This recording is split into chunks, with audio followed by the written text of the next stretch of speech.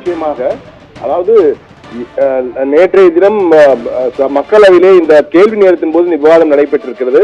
அந்த விவாதத்தின் பொழுது திமுக நாடாளுமன்ற உறுப்பினரான தயாநிதி மாறன் ஒரு கேள்வியை எழுப்பியிருக்கிறார். அதாவது யாரும் பேசாத மொழியில், யாருக்கும் புரியாத மொழியில் சமஸ்கிருதத்தில் எதற்கு இன்டர்பிரிட்டேஷன், அதாவது பொருள் உரைத்தல், மொழிபெயர்த்தல் போல, மொழிபெயர்த்தல் தான் டிரான்ஸ்லேஷன், இது இன்டர்பிரிட்டேஷன், பொருளை உணர்த்துவதற்காக, பொருள் உணர்த்தும் மொழியாக சமஸ்கிருதத்தில் எதற்காக வீணாக செலவு செய்கிறது? இது திட்டமிட்ட RSS ஐடியாலஜி, RSS உடைய நோக்கத்தை உள்ளே நுழைக்கிறீர்கள் என்ற வகையிலே தேவையின்றி செலவு செய்கிறீர்கள்.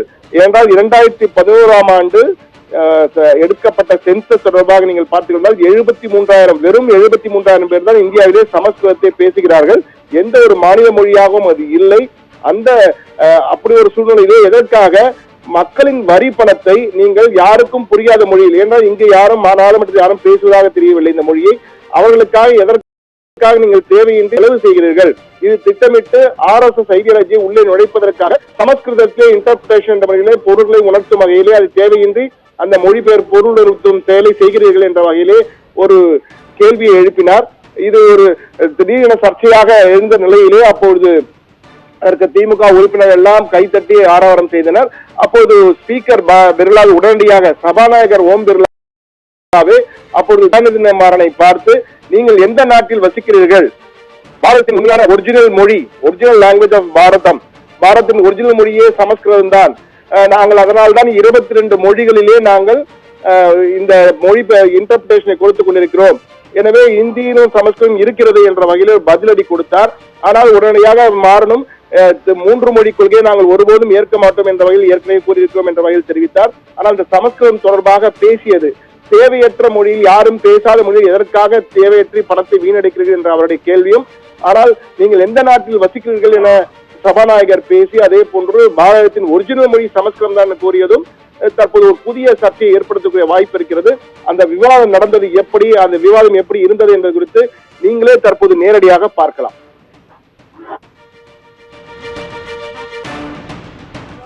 Sir, you are giving translation which is most welcome for the languages which are the state languages, official state languages.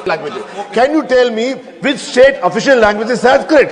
Why are you wasting taxpayers' money which the language is not even communicable?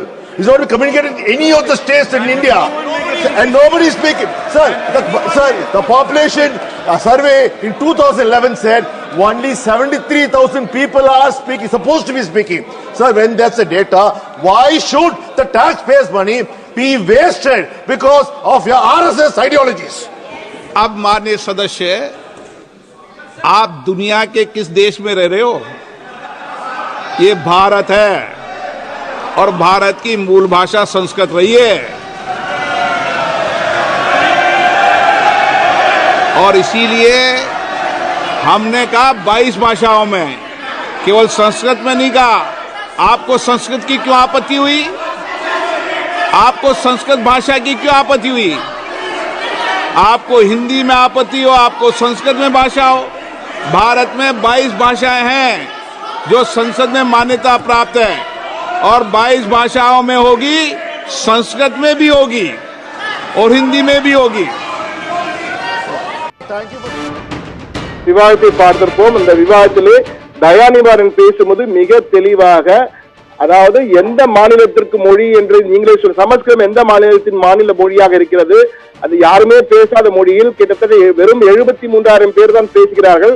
அந்த மொழிக்காக தேவையின்றி மக்களின் வரி பணத்தை ஏன் வீணடித்து மொழிபெயர்ப்பு செய்கிறீர்கள்? அதை சில இன்டர்பிரேஷன் முறையிலே அந்த பொருளை உணர்த்துவதற்காக எதற்கு மொழிபெயர்த்து கொடுத்துக் கொண்டிருக்கிறீர்கள் என்ற ஒரு கேள்வி எழுப்பினார்.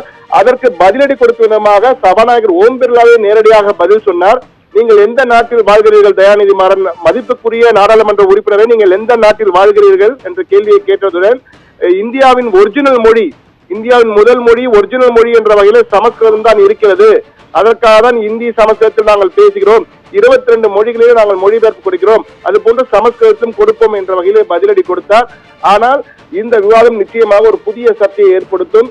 தமிழும் தொன்மையான மொழி என்பது அனைவரும் அறிந்ததுதான். தற்போது சமஸ்கிருதம் தான் ஒரிஜினல் மொழி என்று கூறியிருப்பது ஒரு புதிய சர்ச்சையை ஏற்படுத்தியிருக்கு. நிச்சயமாக இது வரப்போகும் அடுத்தடுத்த நாட்களிலே இன்று கூட இந்த மொழி பிரச்சனை மீண்டும் நாடாளுமன்றத்தில் எதிரொலிப்பதற்கான வாய்ப்புகள் இருக்கிறது என்று கருதுகிறேன். நிகிதா.